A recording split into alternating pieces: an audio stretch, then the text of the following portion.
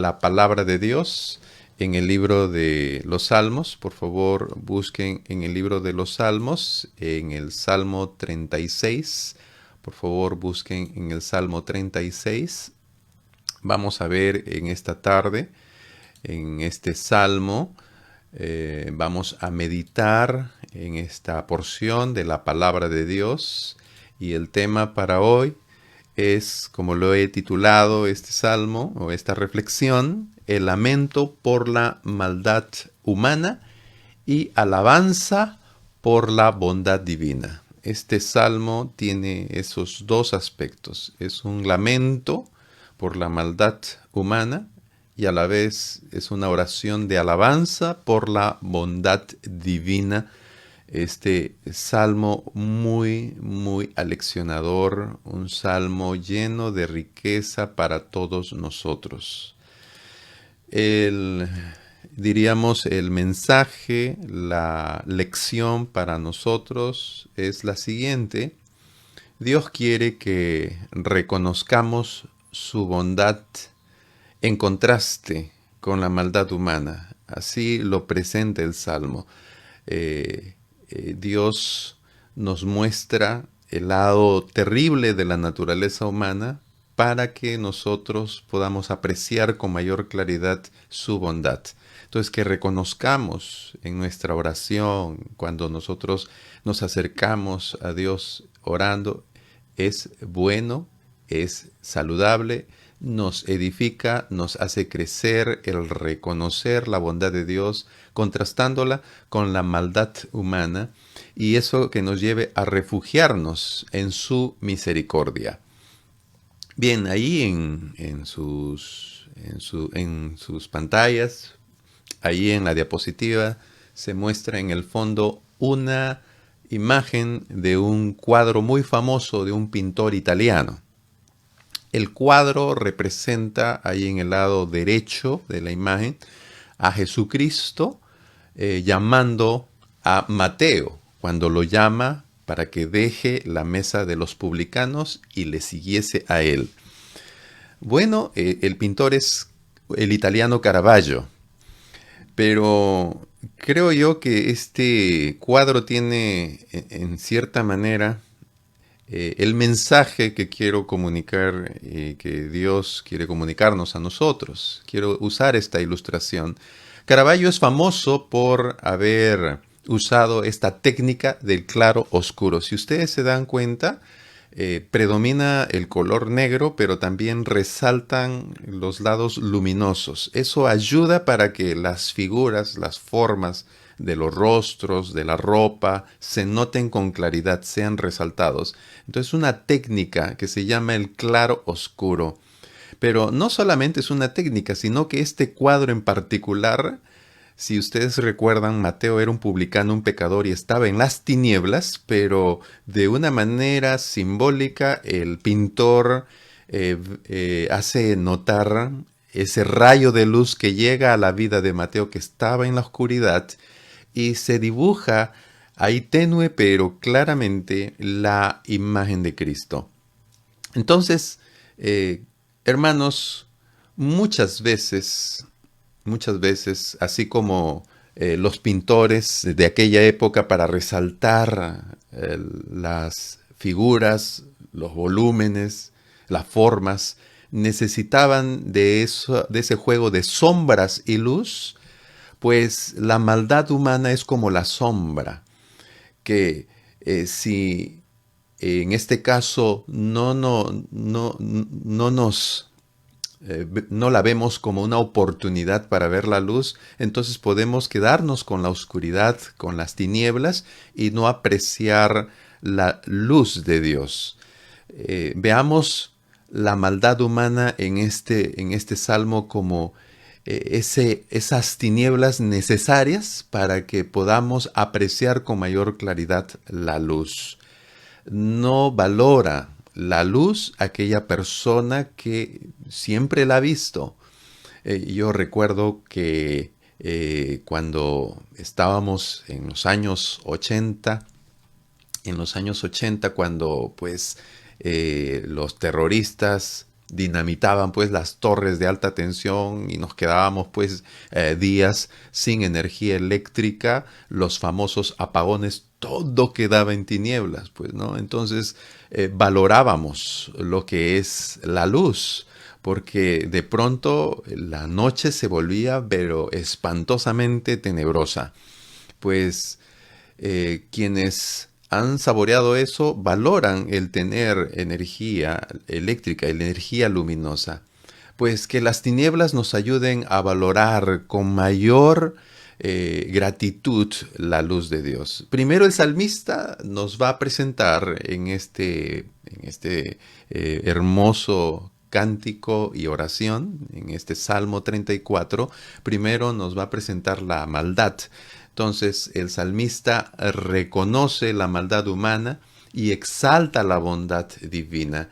Y en ese contexto él ora para que Dios siga mostrando su amor leal, su misericordia y su justicia para evitar que lo destruyeran los malvados y perversos. El Salmo tiene 3 partes. Comienza con el lamento por la maldad humana, versículos del 1 al 4. Luego, a continuación, sigue la alabanza por la bondad de Dios, versículos del 5 al 9.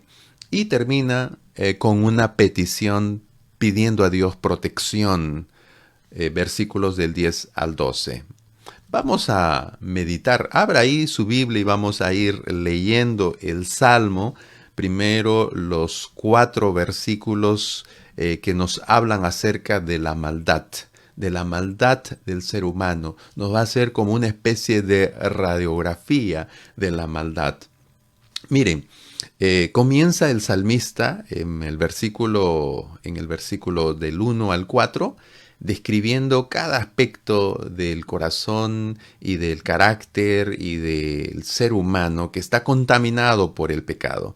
Versículo 1 dice así: la iniquidad del impío me dice al corazón, no hay temor de Dios delante de sus ojos. El salmista comienza pues exponiendo a Dios, al impío. ¿Cómo es el impío? Bueno, el impío, dice el salmista, sigue lo que le dicta su perverso corazón. Es como que el corazón le está hablando. El sentido de esta primera parte del versículo 1 es que la transgresión, la iniquidad, le habla al impío dentro del corazón. Es como una vocecilla perversa que le está hablando desde el fondo de su corazón. El malvado, cuando peca, es como si alguien le hablara en lo profundo de su corazón y obedeciera tales dictados. Cristo en el Nuevo Testamento afirmó que de dentro del corazón de los hombres salen los malos pensamientos, los adulterios, las fornicaciones, los homicidios. En el Evangelio de Marcos, en el capítulo 7, versículo 21, nuestro Salvador, el Señor Jesucristo, nos habla claramente que todo sale del corazón. El salmista nos dice que, en primer lugar, su corazón está contaminado, la maldad le viene desde dentro del corazón. Pero lo segundo es su conciencia. Dice el salmista que ellos carecen de miedo al castigo divino.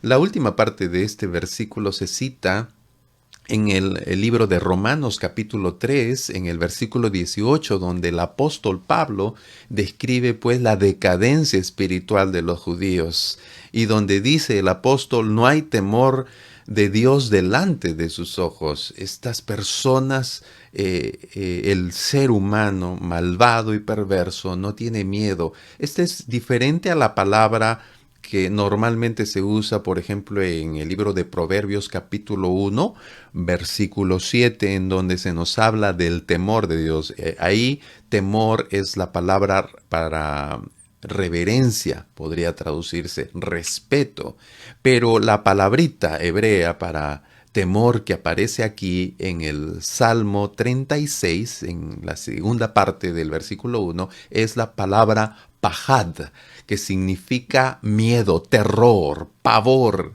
Dice esta persona, el malvado, no le tengo miedo a Dios. Mire cómo es el corazón negro y la conciencia cauterizada del ser humano. Desde su propia perspectiva orgullosa, pues el impío piensa que no hay necesidad de tener temor del castigo divino. Dios para él no existe o no actúa, se queda de brazos cruzados. Como en el Salmo 10, recuerdan en el Salmo 10, en el versículo 4, el malo es altivo de rostro, no busca a Dios, no hay Dios en sus pensamientos. O como decía también el salmista en el Salmo 14, cuando dice el necio en su corazón no hay Dios porque se había corrompido, pues igual aquí dice el salmista, la gente impía, la gente malvada, pues no tiene temor, pavor, miedo al castigo divino. Versículo 2. Continúa describiendo ahora cómo se ven ellos mismos. Dice aquí el versículo 2, se lisonjea por tanto en sus propios ojos, de que su iniquidad no será hallada y aborrecida. El impío tiene un muy buen concepto de sí mismo. Él tiene una alta autoestima. Curioso, ¿no? La sociedad moderna está buscando ponerle más combustible a la autoestima. Cuando el ser humano viene ya con una autoestima ya prácticamente natural, pero la sociedad moderna está deseosa de acrecentarla, de tal manera que el malvado aquí expresa lo que muchas personas ahora se ha convertido en una moda, expresan. En otras palabras, el malvado tiene una opinión demasiado buena de sí mismo como para reconocer su propia falta y peor aún, aborrecer lo que él está haciendo. El orgullo enceguece de tal modo a una persona que no puede hacer un examen espiritual imparcial y obviamente no puede luchar contra su propio pecado. Eso es terrible, ¿no? El orgullo nos enceguece que no nos permite reconocer nuestras propias faltas. Y si las reconocemos no son tan graves como las de la otra persona. Dice así el Salmo. Entonces el autoconcepto que tiene el perverso, el impío, es una imagen buena de sí mismo. Versículo 3. A continuación se nos hablará de sus palabras y también de su raciocinio, que es necio. Versículo 3. Las palabras de su boca son iniquidad y fraude. Ha dejado de ser cuerdo y de hacer el bien. Lo que una persona malvada dice tiene como propósito dañar, ese es el sentido de fraude, tiene el propósito de destruir, pero para ello utiliza el engaño, utiliza la falsedad. Es deshonesta la persona. Vivimos en una sociedad deshonesta y mentirosa. Pero no solo eso, sino que a continuación dice que ha dejado de ser cuerdo y de hacer el bien. El malvado ya no hace lo que es sabio y bueno. En términos modernos, el malvado ha perdido el sentido común y además ha dejado de seguir el sendero de la bondad. Finalmente, en el versículo 4 se nos habla de tres aspectos más de la persona impía. Dice, medita maldad sobre su cama, está en camino no bueno, el mal no aborrece. Los planes, nos habla de los planes, nos habla de su camino y nos habla de su consentimiento. En cuanto a sus planes, dice que está meditando la maldad en su cama. El hombre malo, mientras está en su cama, en su tiempo de ocio o descansando, esta persona es como que si estuviera maquinando y tramando males.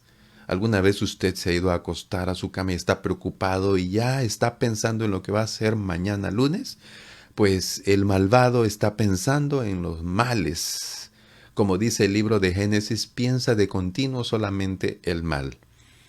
Pero no solo eso, su camino, dice, está en camino no bueno. Hay un erudito, un investigador de apellido Dahut, que él tiene un comentario así exhaustivo sobre los salmos. Él opinaba diciendo que Aquí podría muy bien traducirse como que el malo prefiere el camino del crimen, no el camino del delincuente en el sentido de aquella persona que transgrede las leyes sociales, sino crimen se le llama a aquel que no quiere obedecer las leyes más elevadas por encima de todas las leyes terrenales, la ley de Dios. Prefiere seguir su propio camino en lugar del camino de Dios. Es decir, está en el camino activo de la maldad. Su vida, su andar se caracteriza por alejarse de la ley de Dios. Su consentimiento, el impío, no rechaza el mal porque él sencillamente está aprobándolo, consintiéndolo. Como dice al final, el mal no aborrece. Dice el libro de Efesios, recuerdan cuando el apóstol Pablo describe a los paganos, dice el apóstol Pablo que ellos han perdido toda sensibilidad. No les remuerde y lo que es malo ahora es socialmente aceptado y no aborrecen la maldad. Pero en contraste con ese lamento, en contraste con esa descripción de la maldad, ahora el salmista nos presentará este himno de alabanza a Dios. Él comienza a alabar en contraste con la maldad humana, pues encontramos la bondad divina, nuestro Dios. Hermanos, podemos pasar y gastar mucho tiempo en solo quejarnos de la maldad humana. Nuestra ciudad está llena de violencia, asaltos, muerte, la política está llena de corrupción y cuando uno ve las noticias y ve la situación mundial, uno dice, esto está yendo de mal en peor.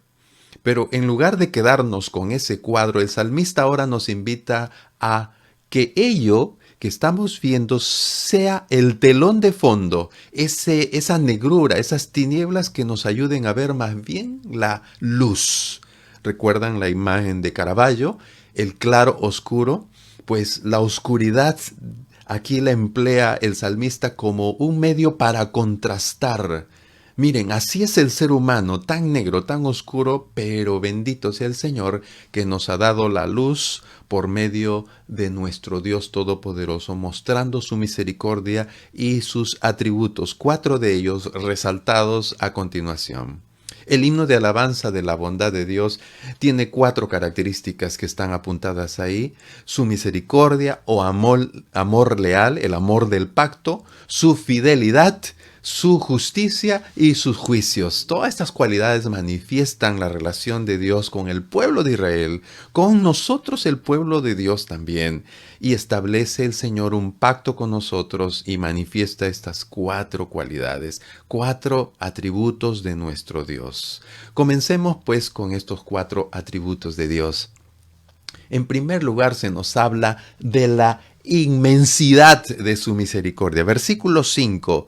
Jehová, hasta los cielos llega tu misericordia. Pausa en este momento, en este punto. El pasaje nos dice pues que la misericordia de Dios llega hasta los cielos. Es decir, el amor leal, el amor del pacto. Dios nos tiene misericordia no porque Él dice, pobrecito de Manuel, sino porque Él dice, hey Manuel, te voy a tener misericordia porque yo hice un pacto por medio de la sangre de mi Hijo Jesucristo y eso es eterno, eso es inquebrantable, eso es inamovible y Dios sigue siendo leal al pacto. Aunque nosotros fuéramos infieles, Él permanece fiel.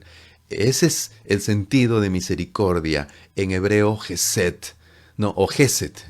Dice aquí la palabra de Dios que su misericordia es inmensa. Cuando dice hasta los cielos es la forma hebrea para hablar de la trascendencia.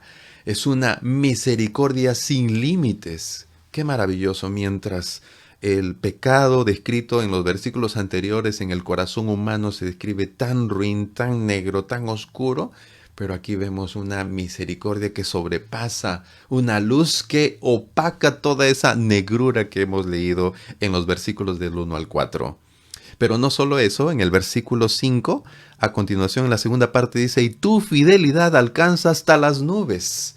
Esta vez nos habla de la grandeza de su confiabilidad o fidelidad. Dios es digno de confianza porque Él es fiel. Dios dice que su fidelidad es hasta las nubes, queriendo decir que es infinita. Es una forma de hablar que la fidelidad de Dios es infinita. Si Dios es fiel, si Dios es digno de confianza, pues ¿qué debemos hacer? Eso, confiar en Dios. Depositar toda nuestra confianza en el Señor es el llamado ante esta tremenda luz que se nos abre en este momento. Versículo 6. Tu justicia es como los montes de Dios. Esto me llama mucho la atención porque emplea este lenguaje metafórico. Me encanta pues el lenguaje figurado de los salmos. Cuando habla de la justicia de Dios, la palabra justicia que aparece aquí es tzedaká, que significa la rectitud de Dios. O sea, en Dios no hay delito, más bien Dios siempre hay bondad, hay santidad, hay rectitud, siempre camina derecho, pues dice el salmista que la rectitud, la justicia de Dios es como las montañas, tan estable, tan permanente. Está hablando de la estabilidad o permanencia de la justicia de Dios, que es comparada con los montes de Dios. Esta es una forma hebrea de decir las montañas más altas, que habla pues no solo de la estabilidad, sino además de la altura de la rectitud de Dios. Pero a continuación, en contraste con esa altura y estabilidad de la justicia de Dios, dice que sus juicios, como dice el versículo 5, o el versículo 6, disculpen, tus juicios abismo grande, tus juicios abismo grande. ¿Qué significa esto de los juicios de Dios como abismo grande? Está hablando de que los juicios de Dios son insondables, como las profundidades del océano, literalmente en el hebreo, enfatizando la idea de misterio, de poder, de profundidad. Dios preserva. Finalmente dice el versículo 6, oh Jehová, al hombre y el animal conservas. Dios en su rectitud y sus juicios insondables, pues el Señor conserva, preserva tanto al ser humano como a los animales. Dios sostiene a todos con sus juicios y su rectitud.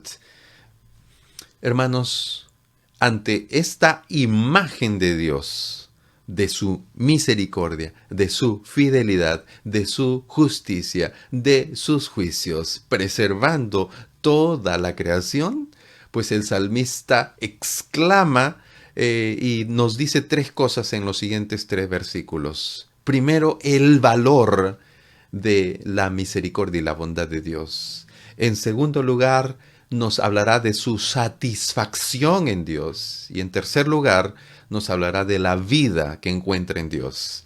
Vamos con lo primero. Dice el versículo 7, cuán preciosa, oh Dios, es tu misericordia. Por eso los hijos de los hombres se amparan bajo la sombra de tus alas. El salmista considera valiosa, preciosa, la misericordia de Dios.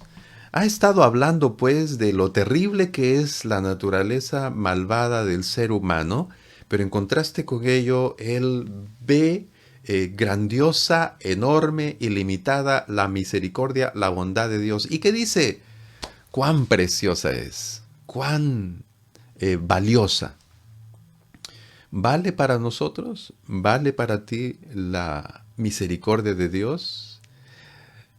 El valor de la misericordia de Dios le lleva a alabar a Dios, le lleva a gozarse en el Señor. El salmista, como vemos a continuación, al final, él está pidiendo protección. Él está en angustia, en problemas. Él tiene gente que lo quiere matar. El salmo de la semana pasada nos hablaba de el odiado sin causa, ¿no es cierto? David sufría mucho. Él era un hombre muy golpeado por la vida, por la situación, por las pruebas. pero él encontraba gozo en medio de la oscuridad, encontraba luz en Dios. Y él consideraba cuán precioso es el disfrutar de la misericordia de Dios. Lo es para nosotros que Dios nos ayude a deleitarnos y ver como valiosa la misericordia de Dios. Pero además dice que Él se refugia como cuando un polluelo se acobija bajo las alas de un ave. Hay algunos que consideran que puede ser la figura de las alas de la vida animal, pero también hay otra posibilidad que me pareció interesante y se las comparto. Bueno, hay algunos escritores que consideran que David puede también estar usando la imagen de los seres alados en el templo, que eran los querubines, bajo los cuales estaban ellos como querubines protectores, guardianes del arca del pacto, simbolizando que la presencia de Dios con su pueblo está protegiéndolos, cuidándolos por medio de las alas de esos querubines, protegiendo el pacto que era lo que protegían esos querubines. Me pareció interesante esa forma, bajo las alas de Dios, ya sea que está usando la imagen de la gallina que cubre a sus polluelos, o Dios que está cubriendo a su pueblo a través de sus querubines, protegiéndolos y guardando el pacto. El salmista considera que Dios es su refugio. Él lo valora y se refugia en la misericordia de Dios. Pero versículo 8 dice, serán completamente saciados de la grosura de tu casa y tú los abrevarás del torrente de tus delicias. Esto es fantástico. El salmista está hablando de el Señor en el versículo 8. Dice, serán completamente saciados de la grosura de tu casa. Los seres humanos podemos encontrar en Dios satisfacción completa. La grosura era una forma para referirse en aquella época del aceite de oliva, tan apreciado, tan codiciable, tan necesario para el día a día. Pero también se refería, era una forma para describir las comidas más sabrosas. Él está diciendo, en Dios yo encuentro manjares, yo encuentro lo más delicioso, y no solo eso, sino dice que estoy completamente saciado y tú los abrevarás del torrente de tus delicias. Abrevar es dar de beber, y dice un torrente, literalmente un río que fluye en medio de en este caso, una geografía desértica. Ellos vivían en un desierto. La figura de un río era rara, extraña para ellos. Entonces ellos, al escuchar esto de en medio del desierto, Dios es como un río, pues no solo es que nos da de beber, sino que en realidad es la fuente del placer. Cuando dice allí, en la palabra de Dios, al final, de tus delicias, la palabrita delicias que aparece en el original en hebreo es de la misma palabra que se ha derivado el nombre Edén. ¿Recuerdan el Edén? Es como que el salmista dijera, contigo, Señor, estoy en el paraíso. ¿Podemos decir eso de Dios? El salmista ve lo oscuro del corazón humano, pero luego describe lo luminoso que es la misericordia, la fidelidad, los juicios, la justicia de Dios. ¿Y qué concluye? Señor, cuán valiosa es tu misericordia. Contigo estoy feliz, satisfecho. Contigo, Señor, estoy en el paraíso. No solo eso, versículo 9 dice, porque contigo está el manantial de la vida y en tu luz veremos la luz. En tu luz veremos la luz. El salmista considera que Dios es la fuente de toda vida. Y obviamente la luz es símbolo de la vida. Está hablando que en Dios, en su luz, encontramos verdadera vida. Alguien dirá, pero ya estamos vivos. Bueno, espero no tener que recitar algún verso de algún poeta peruano para hacernos recordar que los muertos no son los que yacen en una tumba fría. Hay muertos que andan y viven e incluso ríen por el mundo todavía. Y es que la vida no consiste en solamente respirar y caminar. Hay gente que está tan muerta. Y en realidad esas películas y series que ahora hablan de zombies, hay mucha gente que está como un zombie en esta vida. Pero Dios concede verdadera vida a ese corazón negro descrito en los versículos del 1 al 4. Dios le da luz, le da vida.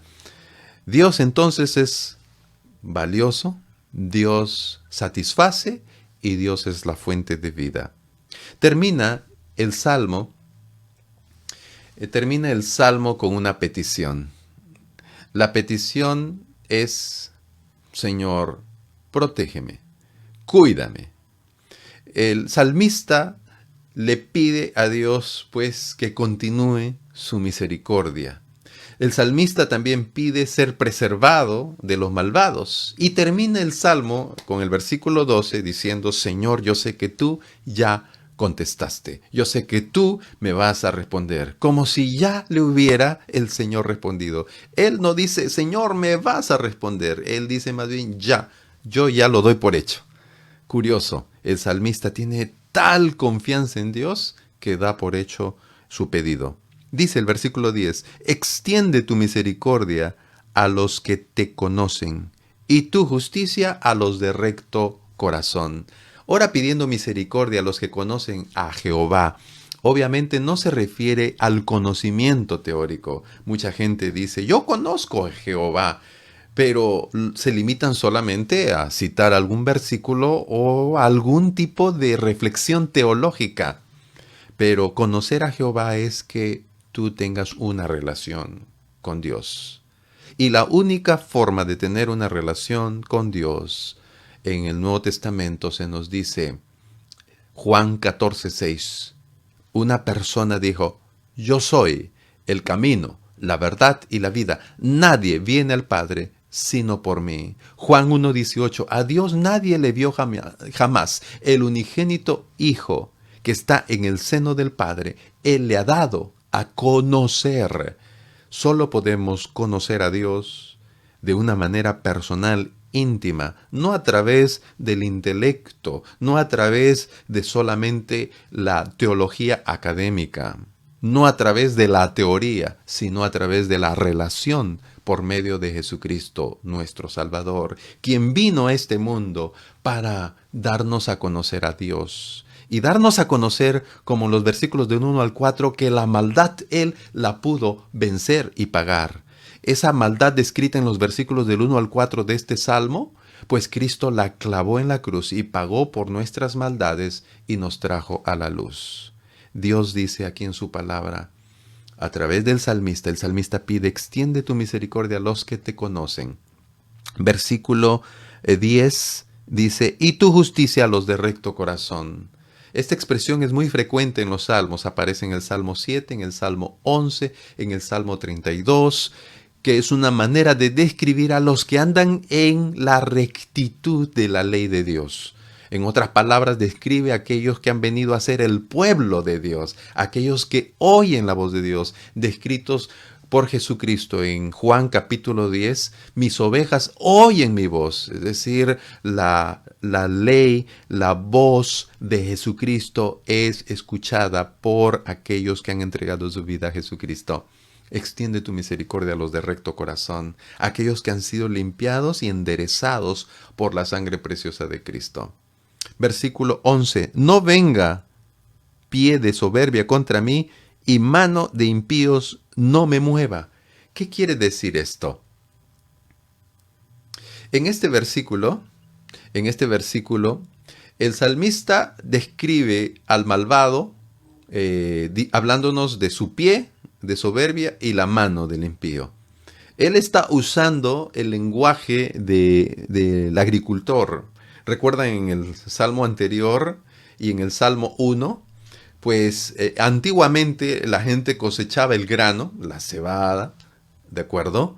Y luego lo llevaba a un terreno duro, la era, así se llamaba, y en ese terreno duro amarraban con un palo un buey que tenía que estar caminando y caminando alrededor del grano que tenía su cáscara dura, y la pezuña del buey con la presión comenzaba a liberar la paja. Entonces, una vez que se liberaba la paja, entonces venía el agricultor y ese grano lo tiraba hacia el aire y venía el viento y se llevaba la paja y quedaba el grano. El salmista está diciendo que los pies de los malvados no me trillen, no me aplasten, y de tal modo que él coja con sus manos y me tire, me aviente, eso significa me mueva, me aviente como y me trate como paja. En otras palabras, eso Dios lo va a hacer más bien con los malvados, de acuerdo al Salmo 1. Dice, los malvados son como el tamo que arrebata el viento.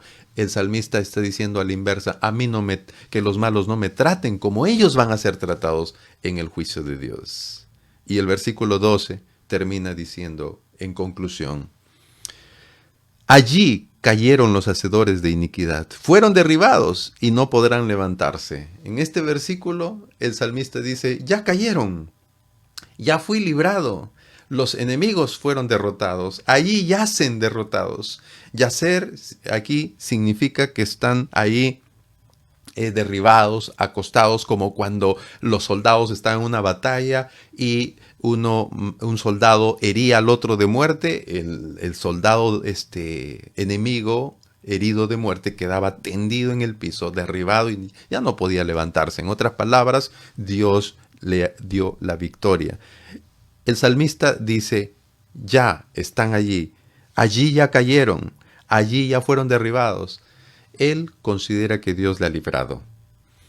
Hermanos, este salmo es un salmo, pues, que tiene estos dos aspectos. El lamento por la maldad humana, pero la alabanza por la bondad divina. Y el salmista se goza, se deleita y encuentra vida en Dios. Y por eso él se siente protegido, acude a Dios pidiendo protección y él cree y confía en que Dios le responde a sus oraciones. Quiero concluir con algunas reflexiones relacionadas con Jesucristo. Hermanos, como ya mencioné, el Señor Jesucristo habla del corazón también. Él hace una radiografía del corazón y efectivamente lo que dice este salmo lo dice también el Señor Jesucristo. Del corazón sale la maldad. Pero Jesucristo vino para dar el remedio a la maldad. En el Salmo se habla de la misericordia, la fidelidad, la justicia, el juicio de Dios. Todo esto se resume en la persona de Jesucristo. La cruz de Cristo es la manifestación de esas cuatro cosas. En la cruz de Cristo, Dios mostró su misericordia inmensa, más allá de los cielos. En la cruz de Cristo, Dios mostró su fidelidad. Él había prometido a Abraham, en ti serán benditas todas las familias de la tierra. En Génesis había dicho que iba a haber alguien que hiera en la cabeza a la serpiente. Pues Dios cumplió, fue fiel en cumplir su promesa. Cristo en la cruz es la fidelidad de Dios, pues Cristo en la cruz también es la justicia de Dios, porque Cristo fue la justicia de Dios en el sentido de que Dios no perdonó al impío sin que haya el pago por su maldad, pues en Cristo se cumplió la justicia. Pero además, en Cristo cayó todo el juicio de Dios, esos juicios insondables, pues Cristo absorbió en la cruz el juicio divino para que nosotros seamos liberados de la ira venidera. Y por eso ahora Cristo, como dice ahí, Él es nuestra comida que nos sacia. Recuerden lo que dice el Señor en su palabra. Él es el pan de vida que sacia nuestro ser. A la mujer samaritana, Jesucristo le dijo que Él era el agua que si ella bebía no iba a tener jamás sed. Y también el Señor dijo a sus discípulos, yo soy el pan de vida, en Juan 6:35. También Jesucristo dijo, yo soy la luz del mundo, en Juan 9:5. Y en este pasaje, la luz es la vida y la vida es la luz de los hombres, que también dice Juan capítulo 1, versículo 4. Hermanos, y no solo eso, sino que además en el libro de Apocalipsis, en el capítulo 22, se nos habla pues de el paraíso y hay un río que lleva agua de vida. Y no solo eso, sino que también en el versículo 5 se nos habla de que no habrá noche, ya no habrá oscuridad, porque el Señor iluminará a todos nosotros, reinando por los siglos de los siglos. Hermanos amados, este salmo eh, nos lleva de la maldad humana hacia la bondad divina. Claro o oscuro. Quedémonos pues apreciando, alabando y refugiándonos en la luz de Dios. Dios no nos abandona y el salmista dijo, Señor, tú ya me has dado la victoria. Y la victoria es en Cristo Jesús. Vamos a orar. Amado Padre, gracias te damos por tu palabra.